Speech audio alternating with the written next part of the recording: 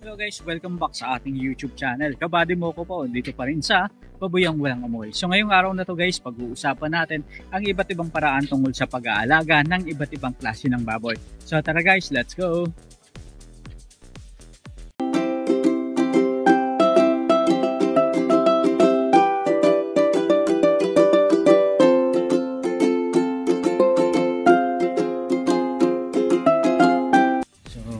Hi guys, isang napakagandang araw sa inyo mga katropa.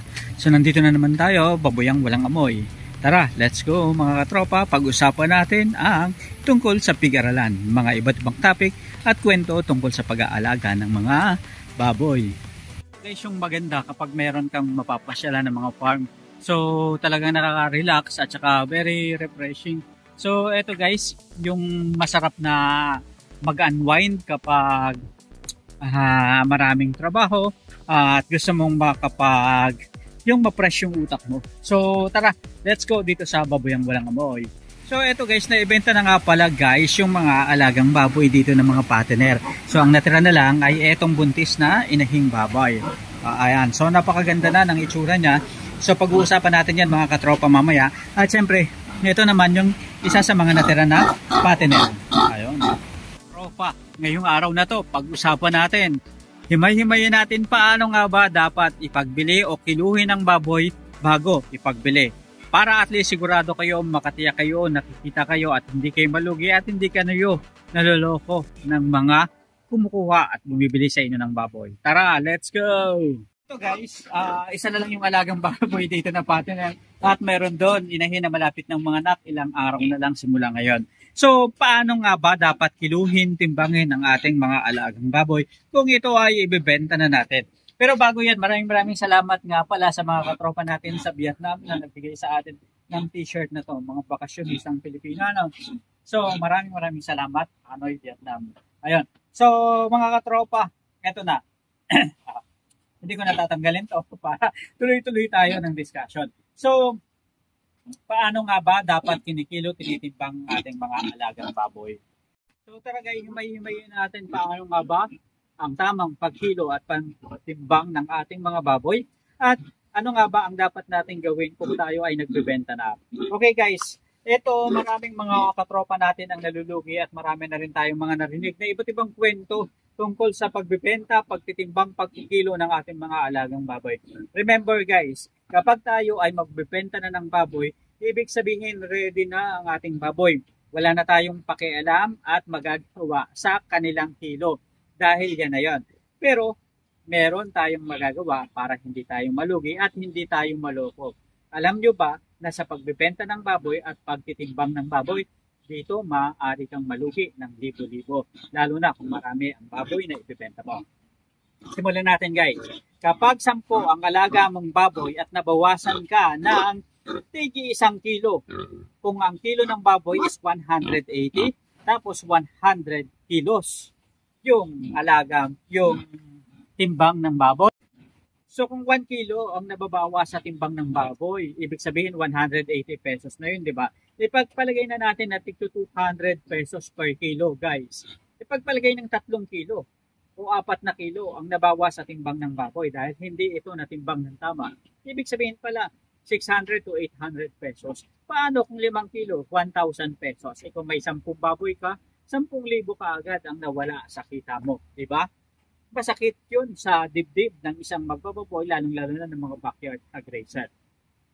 Ito mga katropa, nangyayari yan kapag hindi natin binantayan ang pagtitimbang at hindi natin alam kung ano ba ang tamang paraan sa pagtimbang ng ating mga alagang baboy.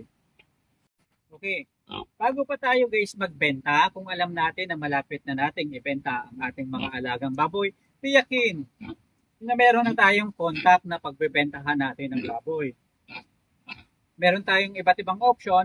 Maaari tayong magbenta sa palengke, sa mga parakatay sa palengke.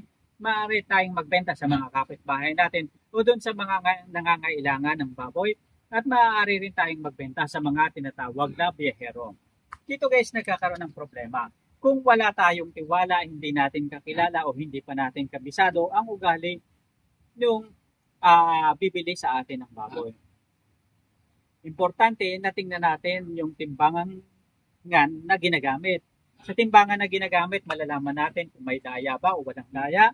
Maaari nating itry yung ating sarili, timbangin natin. At o kaya magkaroon tayo ng another timbangan para makita natin kung ilan ba yung difference. Timbangin natin ang ating sarili sa weighing scale na pantao at timbangin natin ang ating sarili doon sa scale sa timbangan na dala-dala nila.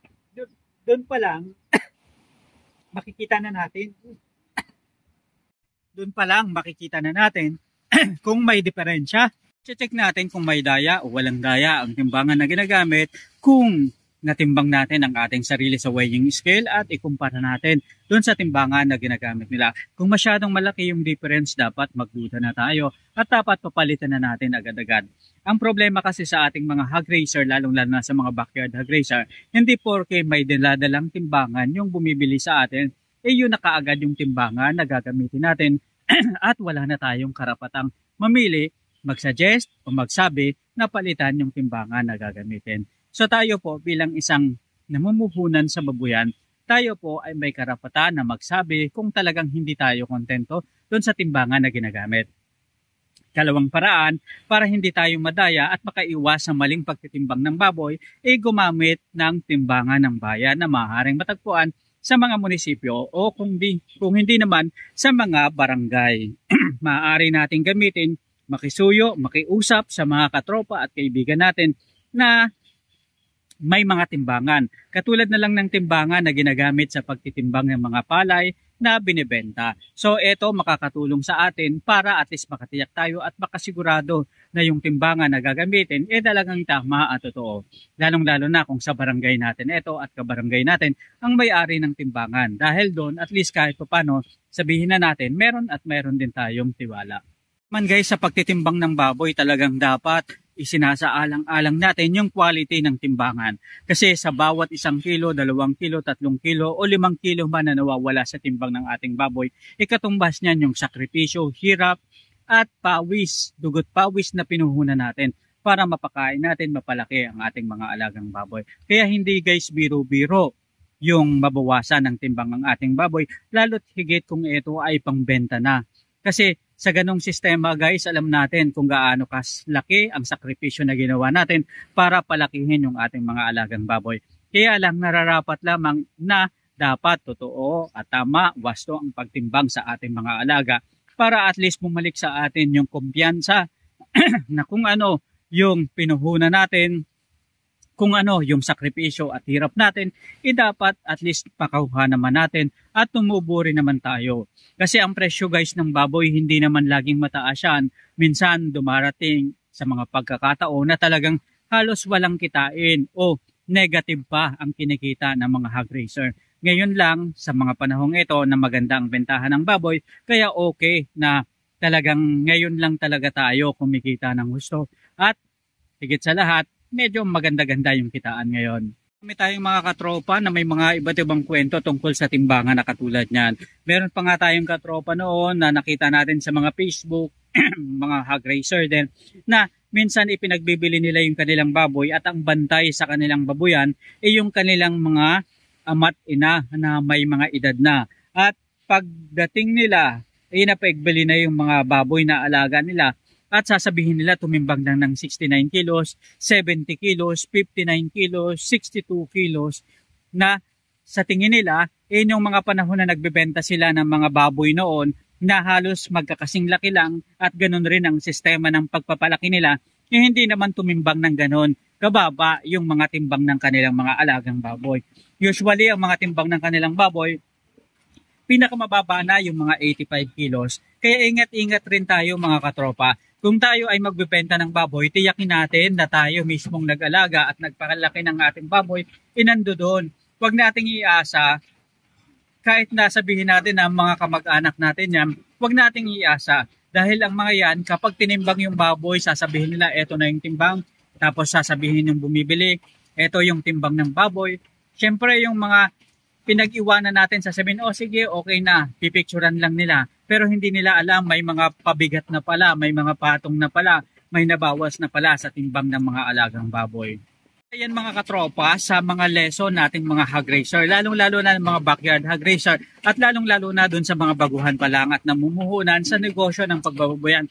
Lalong-lalo na mga katropa sa negosyo ng fattening business. Dahil alam natin na talaga naman sa feeds pa lang, libo-libo agad ang gastos natin sa isang baboy pa lang. Mga katropa, maraming salamat sa pagsama sa ating ngayong araw na to. Isa na namang kwentuhan dito pa rin sa Kabady Mo Ko YouTube channel. Sama-sama tayong matutong magnegosyo at umasinsaw. Dito lang sa Pig-aralan ng Kabady Mo Ko YouTube channel. Hanggang sa muli mga katropa, maraming salamat at paalam. So let's go. Tara. Ayun na guys, baboyang walang amoy. So doon naman yung palaisdaan.